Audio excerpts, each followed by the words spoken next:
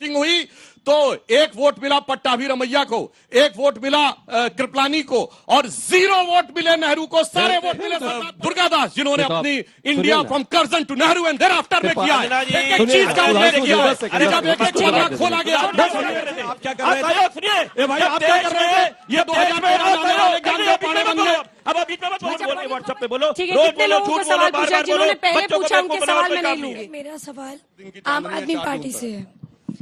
आप लोग भ्रष्टाचार के खिलाफ में आए थे, अभी सारे आरोप भ्रष्टाचार के लिए आप ही। केजरीवाल जी का एक ट्वीट है 9 मई 2012, हमारे पास शरद पवार के स्विस बैंक के अकाउंट नंबर हैं जो जल्दी सार्वजनिक किए जाएंगे। मैं तो हैरान हूं ये देखकर कि जिस बेईमान आदमी को जेल में होना चाहिए वो आज इतना बड़ा नेता बनकर कैसे। सरकार के समय में डर नहीं लगता था? जब दिल्ली में धमाके, चेन्नई में धमाके, गुवाहाटी में धमाके, हैदराबाद में धमाके, नागपुर में धमाके। अरे विधायक जी थोड़ा शांत हो जाइए, तीर मैंने निशाने पे मारा, थोड़ा शांत हो जाइए। पूरा कर ले। अरे विभव कुमार अभी जमानत नहीं मिली, तिलमिलाहट मत करिए। ये फसल जो होती है इसमें क्वालिटी के साथ तय होगा ना। अगर हल्की सी नमी आ गई तो कहेगा अब तो मुझे खरीदना नहीं है, तो कूड़ा हो गया, कूड़ा हो गया तो फिर वो नंबर 2 में खरीदा जाएगा। जय श्री राम दोस्तों, कैसे आप? मुझे उम्मीद है कि सारे स्वस्थ होंगे और मस्त होंगे। तो लेके आ गया हूं एक नई डिबेट, और डिबेट होने जा रही है 7वें और आखिरी फेज के चुनाव पर कि कौन किस पर भारी पड़ेगा।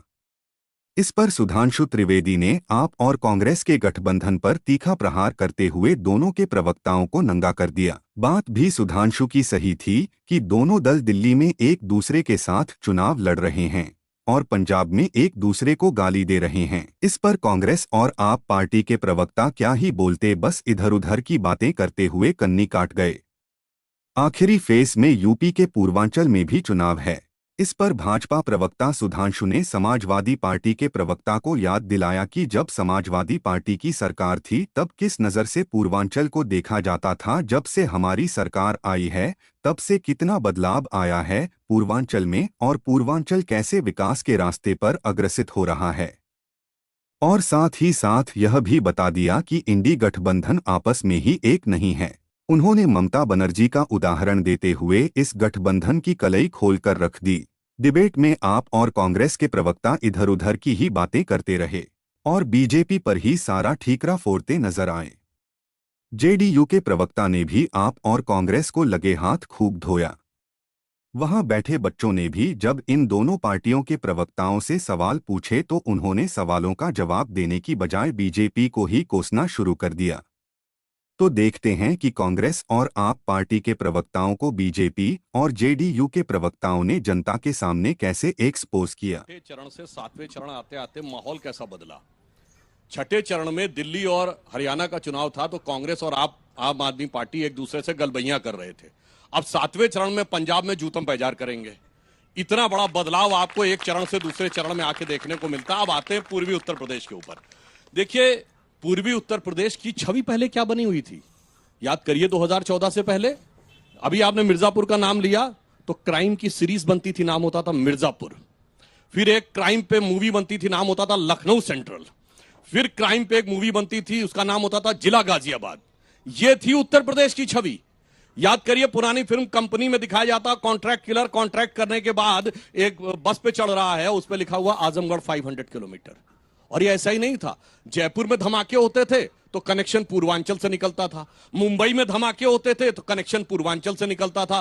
पूर्वी उत्तर प्रदेश की क्या पहचान थी? मुख्तार अंसारी, अतीक अहमद, अबू सलेम, छोटा शकील, ये थे पूर्वी उत्तर प्रदेश की पहचान। और आज पूर्वी उत्तर प्रदेश की यह पहचान है कि आप देखिए कि गोरखपुर में फर्टिलाइजर का कारखाना, देखिए वाराणसी में उभरता हुआ नया वाराणसी का स्वरूप, आजमगढ़ में नई यूनिवर्सिटी, और अकेले पूर्वी उत्तर प्रदेश में 5 एयरपोर्ट खुल गए। अयोध्या, गोरखपुर, प्रयागराज, वाराणसी, कुशीनगर, 3 इंटरनेशनल एयरपोर्ट खुल गए। पूर्वांचल एक्सप्रेस वे देखिए। और जो मोदी जी ने कहा हमारी सरकार आने से पहले पूर्वांचल में भला आदमी घबराता रहता था, अब माफिया घबराता है।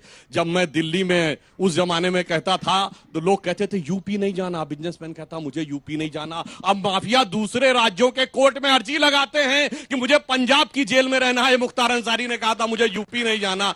अब इतना बड़ा बदलाव किसी को ना दिखाई पड़ रहा हो तो मुझे लगता है उसे अपनी आंखें या चश्मा बदल। आप अलग लड़ रहे हैं, दिल्ली में मिल रहे हैं, तो ये सवाल तो बार बार पूछा ही जाएगा। और आपके बिट्टू साहब चले गए उधर, प्रदेश अध्यक्ष थे आपके, वो भी चले गए, बीजेपी के टिकट पर लड़ रहे हैं। पंजाब की भी, पंजाब में जरूर हम चुनाव साथ लड़ रहे हैं, यहाँ दिल्ली में, और वहां हम साथ अलग से लड़ेंगे। हाँ। पर वो चुनाव जो है लोकतांत्रिक प्रक्रिया के तहत लड़ेंगे, प्रतिष्ठा परंपरा लोकतंत्र की कायम रख के लड़ेंगे। हम मर्यादा को तार तार नहीं होने देंगे। जिस में स्वाति मालीवाल के पक्ष में बोलेंगे या विभव कुमार के पक्ष? देखिए, हमने स्पष्ट कहा पहले दिन जब ये बात आई थी, आम आदमी पार्टी से आग्रह किया, और साथ में हमने कानूनी प्रक्रिया की बात कही हमारे नेताओं ने कि जो उचित कानूनी प्रक्रिया होगी वो अपनाई जाए और उसी के साथ होंगे। लड़ाई तो आपकी मुख्यतर कांग्रेस से ही है ना पंजाब में? देखिए, वहां पर कोई पंजाब से जो लड़ाई आज हो रही है, जब से पंजाब में हम जीते हैं, इन्होंने केंद्र का फंड वहां रोका, 9,000 करोड़ सेंटर की जो हमारे को फंड मिलते थे वो रोक लिए, और ये करते हैं दिल्ली में भी, ये लगातार इसी काम को करते आ रहे हैं। 350 करोड़ रुपए 2003 से जो भी सरकारें थी वो करती रही, इन्होंने उसको और बढ़ा दिया, जो थोड़ा बहुत दे रहे थे वो भी बंद कर दिया। जो भगवंत मान का एक बड़ा फेमस वीडियो है कि दिल्ली से पंजाब तक कोई भी मां अपने बेटे को सबसे छोटी कहानी सुना सकती है, एक थी कांग्रेस। दूसरा वीडियो उनका देखिए, उनसे पूछा गया कांग्रेस करप्ट नहीं है क्या, कहने लगे ये मैं कैसे कह सकता हूं। तो आप 5 इन्होंने बता दिया कि एयरपोर्ट वहां बन रहे, बने नहीं बने, कौन गया वो तो बाद में देख लेंगे। बने हैं कि नहीं बने? अरे अभी फ्लाइट बुक करके देख लो मेरे भाई। बारी क्या अयोध्या की फ्लाइट नहीं है, क्या गोरखपुर की फ्लाइट नहीं है, वाराणसी की फ्लाइट नहीं है, वो तो कुछ भी बोलने को तैयार हो जाते हैं। जी वो इसलिए नहीं आ रही हैं कि याद करिए भाई, लखनऊ में एक बुआ जी थी, बुआ बबुआ गठबंधन हुआ था ना, तो लखनऊ वाली बुआ जी मायावती जी को पहले समझ में आ गया था कि इस गठबंधन के साथ कुछ नहीं है। अब कलकत्ते वाली बुआ जी को भी समझ में आ रहा है, बोलना तो अलग है मगर उन्हें हकीकत पता कुछ नहीं होने वाला, इसलिए 1 तारीख के बाद वो नहीं आने वाली। और ममता बनर्जी के तो खास तौर पर अरविंद केजरीवाल जी से बड़े अच्छे रिश्ते थे, लेकिन उनका ऐसे वक्त पर नहीं आना, जबकि अभी तक, हालांकि उन्होंने फिर से जमानत एक्सटेंड करने के लिए अर्जी लगाई है, लेकिन उनको 2 जून को जेल में वापस जाना है, ऐसे वक्त पर भी वो नहीं मिलने आ रही है। क्या कह रही है वो? ये पता नहीं उनके क्या पहले के प्रोग्राम्स हो सकते हैं, वो एक सूबे की, बहुत बड़े सूबे की मुख्यमंत्री हैं, उनके कुछ और काम हो सकते हैं। रही अरविंद केजरीवाल जी की, उन्होंने 1 हफ्ते की लगाई है क्योंकि उनके कीटॉन्स बहुत बड़े हुए हैं, और डॉक्टर्स ने उनको सलाह दी है कि हो सकता है कि ये किडनी के डैमेज किया, कैंसर की वजह हो सकती है, तो पीटी सेट वगैरह उनको लिख के दिए हैं कि स्कैन्स वगैरह उनको कराने हैं, तो उसके लिए उन्होंने टाइम मांगा है। लेकिन जो ये कह रहे हैं कि पहले जिन्होंने उनके नाम लिए यही ममता जी थी, आज इन्होंने दुनिया भर के व्हाट्सएप पे चलाया, पता नहीं क्या क्या लिखते रहे, हिंदू का, मुस्लिम का, बुआ का, क्या क्या ये बोले जा रहे हैं। इनके साथ में इन्होंने सरकार बनाई थी केंद्र के अंदर, इनको रेलवे मिनिस्टर बनाया था, तब वो बुरी नहीं थी। यही नीतीश कुमार जी ऐसे ही अभी इधर 18 महीने पूरे होने वाले, मैं कह रहा हूं बार बार कुछ नहीं पता होता। आपसे मेरे से बात करते करते नीतीश कुमार जी इस तरफ आ जाए, टाइम का पता नहीं है, इनको पता भी नहीं लगेगा, यह होता है इनकी पार्टी में। ऐसे ही मायावती जी की बात करी, मायावती जी के साथ में भी यूपी में सरकार बनाई, नेता की वजह से क्या क्या सुनना पड़ता है सत्यप्रकाश मिश्रा जी? देखिए, कभी-कभी मेरा मन दुखी हो जाता है आपके लिए। अंजना जी, महबूबा मुफ्ती जी के साथ में सरकार बनाई, मायावती जी के साथ में सरकार बनाई, ममता बनर्जी के साथ में सरकार बनाई, जिनको ही आतंकवादी बोलने लगते हैं बाद में, सबके साथ में उन्होंने। मिश्रा जी, मैं इतना दुखी होती हूँ आपके लिए। बच्चों की कसम खाकर जो कहते थे ना कांग्रेस में जाएंगे ना भाजपा में, वो कांग्रेस की गोद में बैठे हैं। पंजाब में कांग्रेस को कह रहे हैं आई हेट यू, दिल्ली में कहते हैं I love you. Rahul Gandhi के भाषण के नैतिकता के पतन का सबसे बड़ा उदाहरण है। देश में जब उनको जनता करेगी ना सफाचट, तब करते रहना खटाखट खटाखट खटाखट। तो ये विधायक जी, यही राजनीति कर रहे हैं। विधायक जी थोड़ा शांत हो जाइए, तीर मैंने निशाने पे मारा है, आप तिलमिलाएंगे। आपकी तिलमिलाहट जनता को समझ में आ रही है। क्या करोगे? अरे तिलमिलाहट आपकी जनता को समझ में आ रही है, बताओ। शांत हो जाइए। पूरा कर ले। अरे विभव कुमार अभी जमानत नहीं मिली, तिलमिलाहट मत करिए। देखिए, आम आदमी पार्टी को ये नहीं पता। कॉमेडी शो, सीरियस बात करो। अरे राजेश जी थोड़ा शांत हो जाइए, गुप्ता जी अरे थोड़ा शांत हो जाइए। सीरियसली बताइए युवाओं के लिए क्या करने जा रहे हो? सीरियसली बता रहा हूँ, जो तुम लेके युवाओं और गरीबों के लिए बता रहा हूँ। रुकिए, ठीक है, जवाब सुनिए। अरे सुन तो लीजिए, इस देश में डालो कॉमेडी के पंजे। आप भी तो इंडिया क्रिकेट टीम कर रहे थे। सीरियस बात बताओ बच्चों के लिए। आप भी तो इंडिया ऑस्ट्रेलिया कीनिया क्रिकेट कर रहे थे, बीच में मत बोले प्लीज। दिल्ली में नारा लगाते हैं ना, महिलाओं को पैसा दिया, मोदी जी ने कहा परमात्मा ने मुझे भेजा है। वास्तव में जिस देश में शौचालय का इंतजाम नहीं हो, 56 साल बाद देश के एक प्रधानमंत्री को गांव गांव गरीब महिलाओं के लिए शौचालय का इंतजाम करना पड़े, और उन्होंने किया, तो ये परमात्मा का ही काम था कि उन महिलाओं के बारे में उन्होंने सोचा। 4 करोड़ गरीबों को अगर घर दिया तो ये ईश्वरी काम था कि गरीबों के बारे में सोचा। कांग्रेस पार्टी ने आधी रोटी खिलाकर इस देश में गरीबों को गरीब रहने दिया। आज कह रहे खटाखट, अगर हम कह रहे कि आपका हो जाएगा सपा चट, तो आपको दिक्कत हो रहा है। आप इस बात को नहीं, क्या आपने कभी किसानों को पैसा दिया? नरेंद्र मोदी सरकार जी बिहार में सरकार अरे यार, ये बीच में बोलने की प्रथा आपकी बड़ी खराब है। चला रहे हैं। अरे विधायक जी, आपका विधानसभा नहीं है। और मैं दिल्ली की बताता अरे हूं, विधायक जी, आपका विधानसभा नहीं है, थोड़ा शांत हो जाइए। 4 शौचालय बने हुए एलजी साहब ने तोड़ अरे दिए, महाराज, बगीचा शांत बन रहा है, हो जाइए। कैमरा लेके जाओ, दिखा लो लोगों को। ये ऐसा झूठ बोल रहे हैं कि ऑक्सीजन तो दिया नहीं आपने भी दिल्ली में, ममता जी के साथ नहीं। सरकार बनाई थी, ममता जी के साथ। अब वो कलकत्ते वाली बुआ हो मैं गई। बता रहा हूं, जब हमारे साथ वो थी तो बांग्लादेशी घुसपैठियों के खिलाफ लड़ाई लड़ रही थी, कम्युनिस्टों के खिलाफ। याद करिए, उन्होंने उस समय स्पीकर की चेयर पे फाइल फेंक दी थी कि बांग्लादेशी घुसपैठियों के खिलाफ आप डिस्कशन क्यों नहीं करा रहे हैं। अब वो कहती मैं देखती हूं किसको बाहर भेज रहे हैं। तो इसे कहते हैं ना, संगति का दोष ऐसा होता है, जैसी संगति बैठी है वैसे ही गुंदीन। अब मैं राजेश जी को एक सीरियस बात बताना चाहता हूं। केजरीवाल जी का एक ट्वीट है 9 मई 2012, हमारे पास शरद पवार के स्विस बैंक के अकाउंट नंबर हैं जो जल्दी सार्वजनिक किए जाएंगे। मैं तो हैरान हूं ये देखकर कि जिस बेईमान आदमी को जेल में होना चाहिए वो आज इतना बड़ा नेता बनकर कैसे बैठा है। मई 2012, 25 मई 2013 दिल्ली के लोगों को उनका हक दिलाने के लिए आज माननीय शरद पवार जी से मुलाकात करके उनका समर्थन मांगा।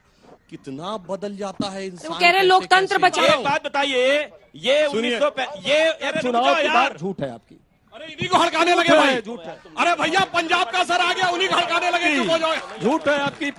जो आप कह रहे हैं कि प्रधानमंत्री का चुनाव कांग्रेस अंजना जी सुनिए, कार्य समिति ने किया था, ये झूठ है। अंजना जी, ये ये देश की आजादी में क्या कर रहे थे? में ये था कि सुधांशु कांग्रेस जी, का अध्यक्ष अध्यक्ष प्रधानमंत्री प्रधानमंत्री बनेगा। बनेगा और अध्यक्ष ये चुनने के लिए देश हुआ की तो भाई आजादी प्रधानमंत्री में- बने। नहीं, एक मिनट रुक जाओ भाई। सुधांशु जी, देश की आजादी में आप क्या कर रहे थे? अरे रुक जाओ भाई, आप झूठ बोल रुक जाओ। सुधांशु जी, देश की आजादी में आप लोग क्या कर रहे थे? आप क्या कर रहे थे? सहयोग सुनिए, ए भाई, जब आप क्या देश कर रहे में- थे? ये जब देश में 2014 असहयोग- पाने बन गए। अब अभी तो- बच्चों को सवाल पूछने दीजिए। 4 दिन की आम चांदनी है, आदमी 4 पार्टी जून से तक। है। आप लोग भ्रष्टाचार के खिलाफ में आए थे, अभी सारे आरोप भ्रष्टाचार के लिए आप ही पे लग रहे हैं। स्वाति मालीवाल जैसी महान जो लेडीज हैं, जो दिल्ली के लिए काम करती हैं, देश के लिए काम करती हैं, उन पे आरोप लग रहे हैं आम आदमी पार्टी के खिलाफ। तो कैसे वोट दें हम? आप अपना नाम बताइए। प्रज्ञा मिश्रा, क्या कर रही हैं? Ma'am journalism. जो हीरो होगा ना, 2.5 घंटे 2.25 घंटे उसके पीछे पड़ा जाता है। हमने सिर्फ इतनी गलती करी थी, हमने कहा था हम भ्रष्टाचार के विरोध में रहेंगे, ईमानदार रहेंगे। इन्होंने हर रोज यही काम कराया कि हमको अपना जैसा बना के दिखाए कि हम भी इनके जैसे भ्रष्टाचारी हैं। हम इनके जैसे नहीं है। तकरीबन 250 केस कर रखे इन्होंने हमारे विधायकों पे, जिसमें से 250 से ऊपर केसों में हम बरी हो चुके हैं। ये झूठे केस करते हैं, पुलिस इनकी है, फटाफट आईओ जाता है, दिखा देता है पता नहीं क्या करा हुआ है, केस जाता है सुप्रीम कोर्ट तक जाता है, हर बार बरी हो जाते हैं। इस बार भी यही होना, आप देख लीजिए। पर स्वाति मालीवाल पर आपने जवाब नहीं दिया। विभव कुमार को आज जमानत नहीं दी है कोर्ट नहीं ने। ठीक है, तो अपना कोर्ट काम कर रहा है ना। वकीलों ने देखो, पुलिस ने कितनी जल्दी दिखाई। आज कोई महिला रोड पे ये बात कह दे, क्या ना इनकी पुलिस दिखाई हिलती है जल्दी। क्या? इनकी पुलिस जी, मेरा सवाल है बीजेपी के प्रवक्ता से कि मोदी जी हमें फ्री में राशन तो देते हैं, लेकिन उन राशन को उगाने वाले किसानों को पिछले 10 सालों में उनकी आय दुगुनी नहीं की गई है, और दूसरा एमएसपी को लागू नहीं किया जा रहा है। सुधांशु जी, मैं पहली बात बता दूं, तुमने बेटा एमएसपी की वो देखी है कि क्या रेट थी 2014 में? गेहूं और चावल की 1400 रुपए के आसपास थी, आज 2800 रुपए के आसपास है। एमएसपी पिछले 10 साल में सबसे ज्यादा बढ़ी है। और एमएसपी की कानूनी गारंटी की बात है तो अगर गैर कानूनी घोषित करना है तो law and order is state subject किसी भी राज्य में घोषित कर दे। केरल में जहां से राहुल गांधी सांसद है वहां पर एमएसपी की गारंटी नहीं है। एमएसपी की गारंटी बनाना किसानों के लिए कितना खतरनाक हो सकता है आप इससे समझिए कि आप एक मोबाइल लेते हैं, मान लीजिए 25,000 रुपए का है, अब ये हो जाए 25,000 से कम पे नहीं बिक सकता। तो अगर मान लीजिए उसकी पन्नी फटी हुई हो तो आदमी कहता भाई 25,000 नहीं दूंगा, मैं 20,000 में ले लूंगा, वो ले लेगा। अगर हो कि 25,000 से नीचे गैर कानूनी है तो जिसकी मोबाइल की हल्की सी पन्नी गई वो तो बेचारा बर्बाद हो गया, क्योंकि ये फसल जो होती है इसमें क्वालिटी के साथ तय होगा ना। अगर हल्की सी नमी आ गई तो कहेगा अब तो मुझे खरीदना नहीं है, तो कूड़ा हो गया, कूड़ा हो गया तो फिर वो नंबर 2 में खरीदा जाएगा। इसलिए मैं पूछ रहा हूं, अपने अपने राज्य में लागू कर दो ना। कौन रोक रहा है? कानूनी लागू कर दो अपने अपने राज्य में। हिमाचल में कर दो, कर्नाटक में कर दो, पंजाब में कर दो ना, तुम्हारी सरकार है। मगर नहीं करना है, हल्ला मचाना है इनको। मेरा सवाल कांग्रेस के प्रवक्ता जी से है कि आपके शीर्ष नेतृत्व के नेता, जन नेता जिनको आप बताते हैं बड़े बड़े मंचों पर, अमेठी से तो वो चुनाव लड़ने गए नहीं स्मृति ईरानी से, वायनाड से पर्चा भरते, रायबरेली से पर्चा भरते, उनको एक सीट से कभी पर्चा भी भरना होता है क्या? ये बताएं आप। वाराणसी से जैसे नरेंद्र मोदी एक जगह से पर्चा भरते, वो भी एक जगह से पर्चा भर के लड़े। बहुत अच्छा प्रश्न किया है बाबू आपने। वायनाड से भी वो जीत रहे हैं, रायबरेली से भी जीत रहे हैं, और अमेठी से भी हम जीत रहे हैं। आने वाले 4 जून को उसका रिजल्ट दिखेगा। जनता जवाब देने जा रही है सब जगह से। सदैव करती रहती है जात पात और हिंदू सर, मैं मुस्लिम, निष्पक्षता मंदिर की गुलामी मस्जिद। तब से शुरू कर दी थी करना जब से मैं पत्रकारिता के रथ पर सवार हुई। मेरा सवाल निष्पक्ष है और सुधांशु त्रिवेदी जी से मेरा सवाल है कि पटना में रोड शो के दौरान प्रधानमंत्री नरेंद्र मोदी ने कहा था कि जो भी चोर है, घुसपैठी है, गरीबों का हक मार लिया है, भले वो हेलीकॉप्टर से घूम ले लेकिन वो जेल जाएंगे 4 जून के बाद, जिस पर कि पलटवार जवाब आए। बिहार पे वो हाथ लगाकर देखे, तो आपको क्या लगता है कि आप बिहार के देखिए, यही तो समस्या है। बिहार की जो गति उनके शासनकाल में हुई, बिहार की जो छवि उनके शासनकाल में खराब हुई, स्थिति ये थी कि नौकरी लेने के लिए जमीनें ले ली। बिहार के जिन गरीब बच्चों के पास पैसा नहीं था उनकी जमीनें ले ली, इसलिए प्रधानमंत्री जी ने कहा। और वैसे मैं एक और बात ऑन द लाइटर नोट कहूं, पहले उन्होंने कहा चुनाव में 10 लाख नौकरी देंगे, फिर जब सरकार बदली कहा 20 लाख नौकरी देंगे, अब की कह रहे हैं 1 करोड़ नौकरी देंगे। अरे भैया 11-12 करोड़ की कुल आबादी, उसमें कहते हैं 1 करोड़ नौकरी देंगे। हल्ला बोल में विजय चौक से इतना ही। देश दुनिया की बाकी खबरों के लिए आप देखते रहिए आज। तो दोस्तों, देखा आपने, तो आई होप कि आपको डिबेट पसंद आएगी। डिबेट पसंद आए तो लाइक कीजिए, शेयर कीजिए और चैनल पर नए तो सब्सक्राइब कीजिए। मिलता हूं फिर किसी नई डिबेट के साथ, तब तक जय श्री राम।